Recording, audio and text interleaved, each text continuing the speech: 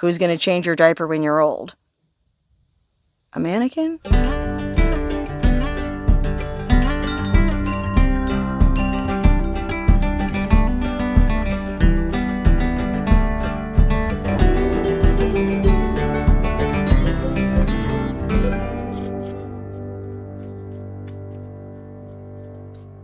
Hello, and welcome to another edition of Death Valley Life, my little series wherein I document my fabulous life living in one of the hottest, driest places on Earth. Okay, I know you're probably wondering, what are all these silver things around me? Well, these are the newest additions to our mannequin family here at the Death Valley compound. I call them the Silver Squadron. We got Captain Hi-Ho Silver Away and his two beautiful silver babes. Look at that. And if I do say so, the way they reflect our new patio umbrella is out of this world. We really need this umbrella because it's getting hot out here. Gosh, it's only the end of April and it's already in the 90s, and well, that's why actually I'm wearing this fabulous white gown. You might notice I'm kind of dressed up. Hold on, I'll put my phone down and give you a full length. Well, there's a reason I'm dressed up like this, and it's not just for fashion. Here it is in the 90s. It's real hot out here. It's real dry out here. Well, you've probably seen how desert nomads, they always wear those long flowing white robes. I guess for comfort, it keeps you cool. It's kind of like a little personal air conditioning system. So that's part of the reason why I've adopted this goddess aesthetic. My sister and I both are really into long, white, flowy stuff. So if you happen to have any old, long, white, flowy dresses hanging around your house, well, send them my way. They'll be well used. But it's not just an aesthetic thing. Like I said, it's for the heat and to stay comfortable, but it's also because white is supposedly a bomber deterrent. Okay, what's a bomber, you might ask? Well, they're these giant black horseflies that come out in this part of the country at this time of year. I guess they breed underground or they incubate underground all winter long, and then when the temperature hits, I think like the upper 80s or low 90s, they hatch and they come flying around, and gosh, they're huge. They're like the size of my top joint on my pinky, no exaggeration. Big black flies, they land on you, they bite, like cut into your skin. They're really nasty. Knock wood, I haven't seen any bombers at the compound yet, but I know they'll be here any day now, so supposedly they don't like white. So if I get some kind of white shawl to cover my shoulders, then, well, I just might be able to survive the summer without getting bit by a bomber. Now, unfortunately, because the bombers are out, that also means it's hot enough for snakes and scorpions. Luckily, I haven't seen any snakes yet, but I did see a scorpion just the other day. I went out to the barn there to get a screw. I was trying to hang some stuff up in my bedroom. I needed some drywall anchors and screws, so I went out in the barn where there's all kind of bunches of little screws and bits and bobs and odds and ends, and I was rooting around through the boxes, pulled a box away from the wall, and there was a big old scorpion lurking right behind it. And yes, my sister does spray poison around the perimeter of all these outbuildings on a regular basis, but, well, I don't know, I missed this guy, so, well, I had to get him with these. These long pliers a viewer sent me. Very useful gift. You can use it to reach out and grab a scorpion without getting too close to it. Unfortunately, when I grabbed it, I pinched its tail off. So it's not really worthy of keeping in our collection of dead creepy things. I'll show you. I just wanted to get rid of it, so I put it in this bucket because it was still alive, even with the tail pinched off. Oh, there he is. See? Still hanging out down there. He's dead now, though. This was like a week ago. Ugh, gotta get back in the shade. It's hot already, and it's only 10 a.m. Oh my gosh. Anyways, these pliers are super useful, but we got something even better, actually, to kill scorpions with. A friend of ours who lives in Vegas has scorpions in her house, and she said what she does is she goes out at night with a black light flashlight, you know, because they glow under UV light, and then when she finds one, she torches it with a creme brulee torch. Okay, like a little mini blowtorch. So, hopefully no PETA folks are watching this video. I mean, I understand I moved to the desert, which is the home of the scorpions. So, Listen, if they want to stay on their side of the fence, that is fine. They can live and prosper, and I hope they do. But if they come over on this side of the fence and start crawling around in my screws, well, by golly, for now they're going to get the pinchers, but soon they'll be getting a creme brulee torch, because we had a viewer send us a creme brulee torch. So one of these nights, we're going to go out with the UV flashlight and the creme brulee torch, and, well, I'll probably be shooting some video, so stay tuned for that. Anyway, I don't mean to sound like I'm looking forward to killing scorpions, because I'm not. I don't really like having to kill things at all. Actually, I just had a pretty grisly experience where I sort of had to kill something because it was a mercy killing. Okay, we just went and visited our other sister. We have another sister who just bought a house up near Seattle in the beautiful Pacific Northwest. You know, everything's lush and green, and it rains every 3 minutes, and well, by golly, it's basically just the polar opposite of where I live. But we went up there and stayed with her for a few days, and it was awesome. We had a great time. But we took a walk through the forest one day along these railroad tracks that ran through the woods. And I don't know how this happened, but we came upon a frog that was trapped between, okay, you know how the rails on the railroad tracks, those long, I guess, iron rails? Well, they're like, I don't know, 9-10 foot sections, I guess. And where they come together, there's like a seam. And they fit very snugly together so that the train can ride on them. But somehow a frog got pinched between two sections of this rail. And I have no idea how you've seen frogs, they're big. Like, how did a frog get pinched between two sections of rail? I mean, the best theory I could come up with is maybe when it's hot and sunny, which it never is up there, especially not at this time of year, the rails like expand and contract. And so maybe they were kind of separated enough to where the frog was unlucky enough to be laying there basking in the sun when they squashed back together. And I mean, it was horrible. They were maybe only a 1/4 inch apart. This frog's body was somehow trapped in it. His legs were hanging out the back, and they were all black and crusty and withered. And his front was pretty black and crusty and withered too. So I thought it was dead. The back legs weren't moving, but his little arms in the front, he started moving. And me and my two sisters were like, oh my gosh, what do we do? Yikes. Oh. And my mom was there too, and we were all freaking out. And well, my mom lives in the country too, okay? So she knows, like, when you live in the country, you sometimes have to do unpleasant things with animals. And like, she's got rats at her house, and she had to kill a rat one time. She has those big rat traps that have jaws, and a rat got stuck in that, and it was like half dead, but it was still flopping around, and it was in agony. And so she had to kill it and put it out of its misery, and it was a very unpleasant task. So she knew, she's like, we got to kill it and put it out of its misery.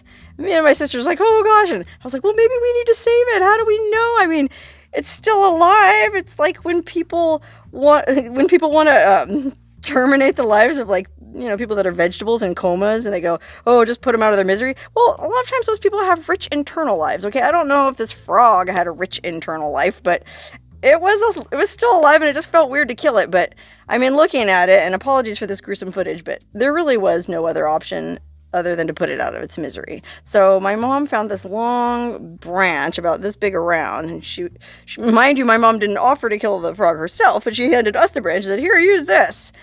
And so my one sister that I live with, she was going to do it, but I felt bad because, well, I already have stains on my conscience from, well, if you watch that video where I beheaded the snake here last summer, we found a snake in our house and I had to cut its head off.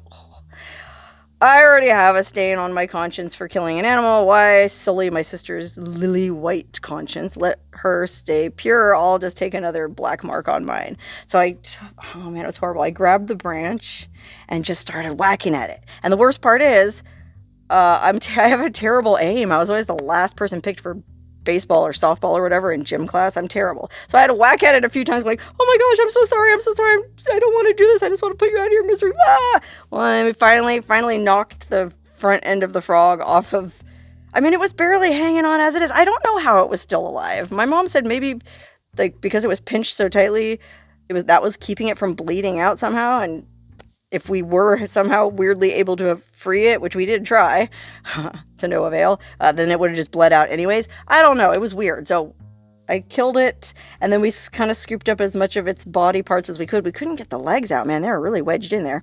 And we put it on a little piece of bark, you know, like a litter, and carried it down. There's a beautiful creek running through the woods by the railroad tracks. Dug a little grave, buried it with flowers on it. I happened to have Taps, the song Taps on my phone, so we played Taps. Doo, doo, doo, took off our hats.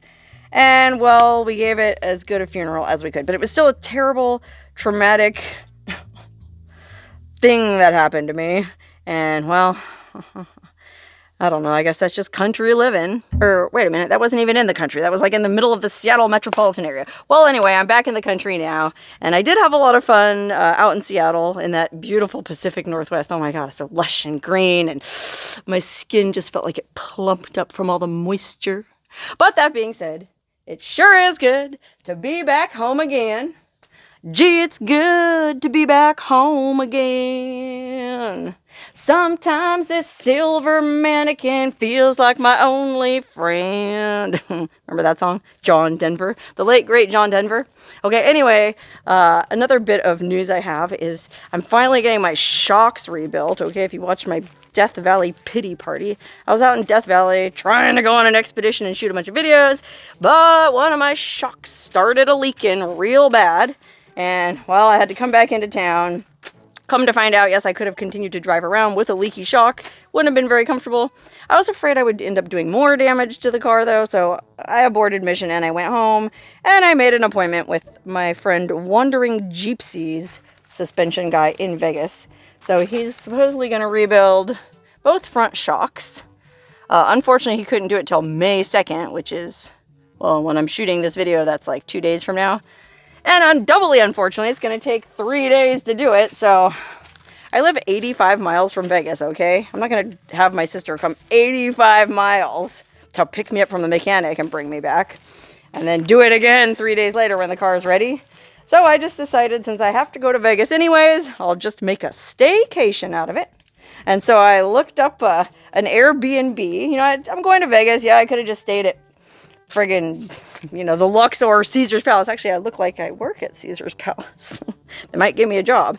That's what I wanted to do. When I first moved to Vegas, I wanted to be a cocktail waitress at Caesar's Palace. That was my dream job. Cocktails? Drinks? Anyway, I never did that, but, well, I guess I'm not a cocktail waitress. I just dress like one. Anyway, yeah, sure, I could have stayed at Caesar's Palace or any of those hotels, but, well, they're expensive, first of all. Like, even if you see a posted room rate that's like, oh, it's only $70 for a room at the Luxor.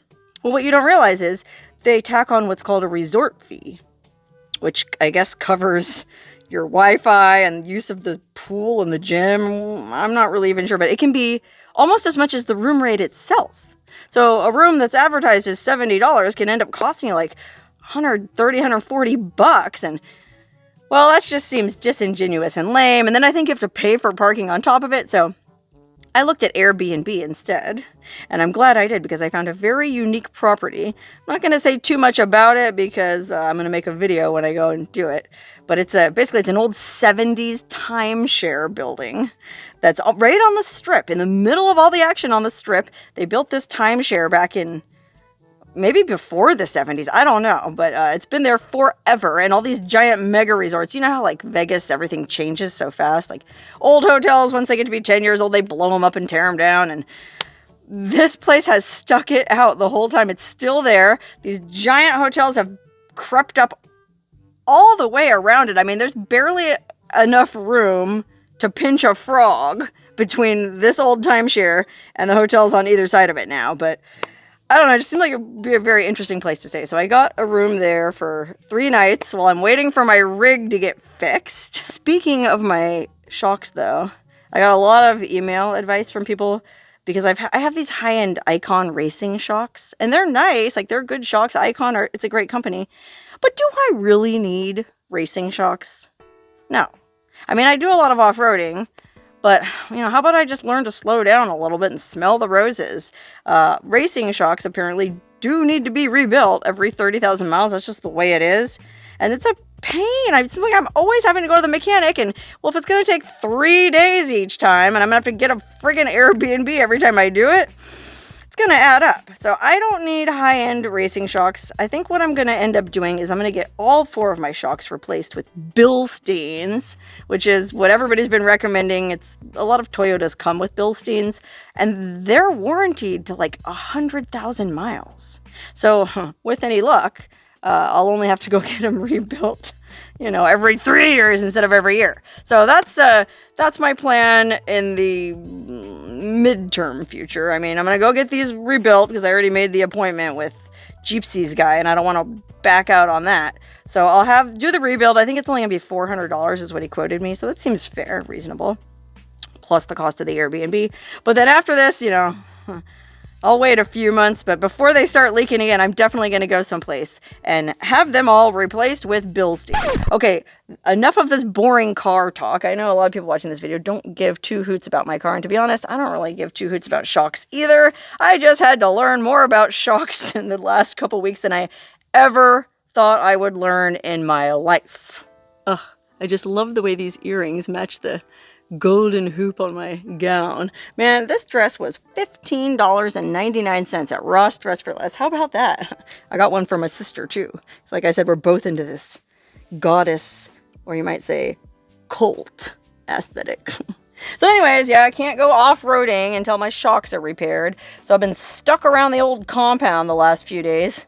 Obviously that hasn't been a problem. I got plenty going on here. I mean, I picked up these mannequins in Vegas the other day when I was over there shooting a video at Red Rock Canyon, and somebody messaged me about these mannequins, and oh my god, well, I drove halfway across, actually I drove all the way across town to get them. So they technically weren't free, because I probably drove 30 miles each way, and, well, gas prices being what they are, you know how that goes. Anyway, I've got a lot of art projects going on here, not just these mannequins. I did a mold and a radon test in the submarine, okay? My bunker, you know, I'm trying to turn this basement bunker into my desert submarine. Well, some viewers pointed out that I should probably do a radon test and check for mold before I start decorating it, and that's a good point. So I did. I did a mold test and a radon test, sent those in. They both came back negative, so I got a green light to proceed with the bunker. I'll just give you another quick peek down there. I haven't had a chance to do any, well, obviously I haven't decorated anything because I wanted to wait until I got the all clear from the mold and radon tests. But now that I have that all clear, we're gonna be good to go down here. I've amassed a few more nautical things since I last shot down here. Somebody sent me this cool Jules Verne 20,000 Leagues Under the Sea. Oh, I got these really cool steampunk outlet covers because it'll look so much better to have that there, you know?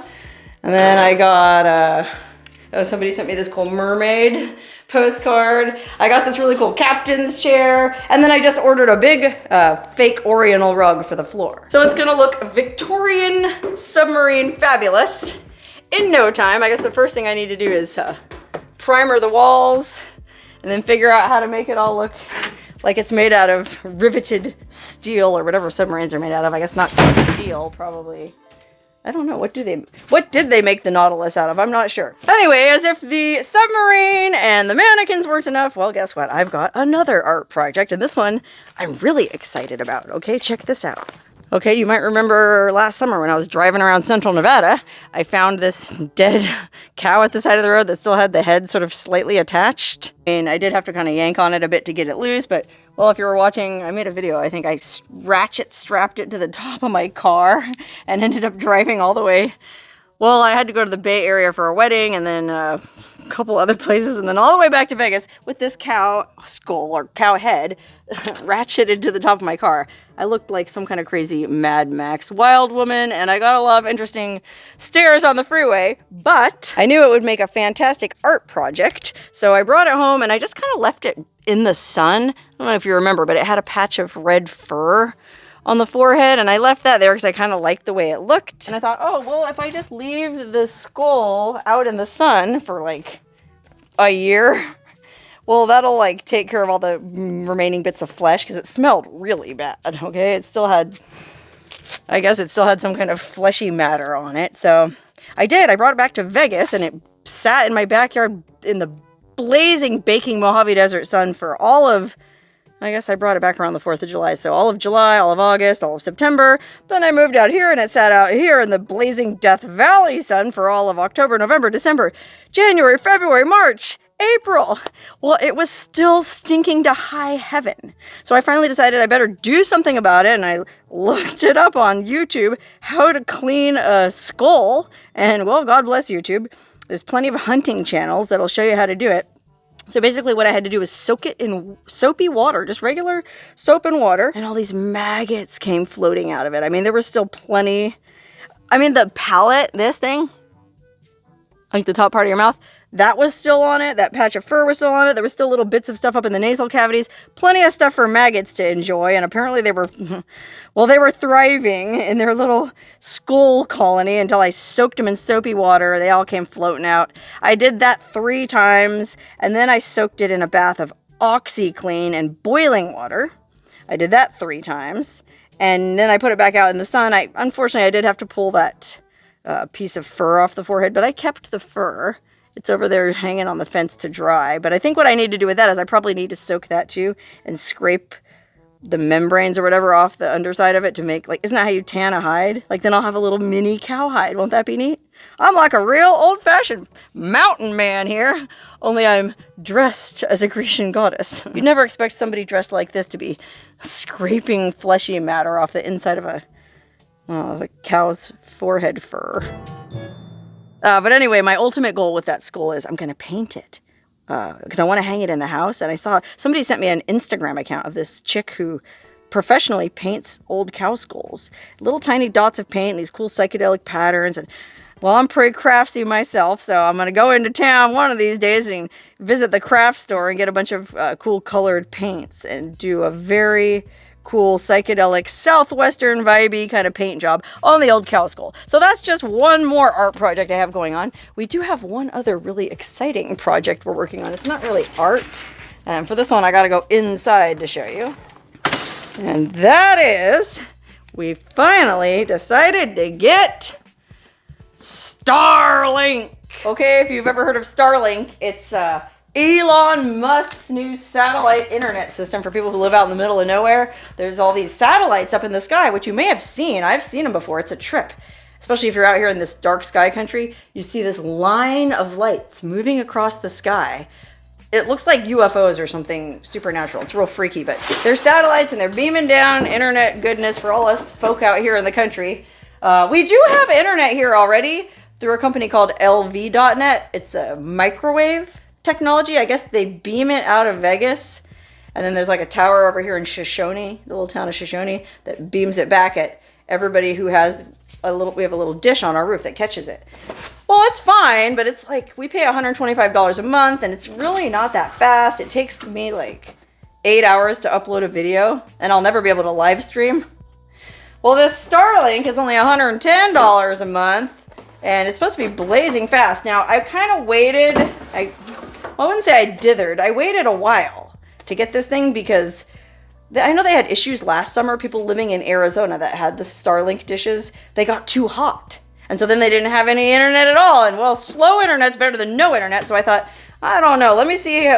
They supposedly did some developments on this thing. They changed the design to where it's better to handle the heat. And I don't know, man. I still thought, let me just wait and see how it goes this summer because some of the neighbors got it before I decided to switch, because I don't want, like I said, I don't want to be stuck with no internet. We have no cell signal up here. There's no cell signal here. So when our internet goes out, we lose touch with the entire world and can't Google anything, figure out how to do stuff. Having no internet it's a danger. So I think we're going to keep LVNet for a while and just pay for both. Yeah, it'll be expensive, but just to see how this thing handles the desert summer heat. I mean, obviously, we did finally break down and get it because they raised the price. It was $500 and then $99 a month for the service, but then they just raised it to $600 and $110 a month. So we thought, well, we better not, well, pardon my French, but we better shit or get off the pot. And so we did, obviously, get it. Here's what it looks like. Okay, that's the base.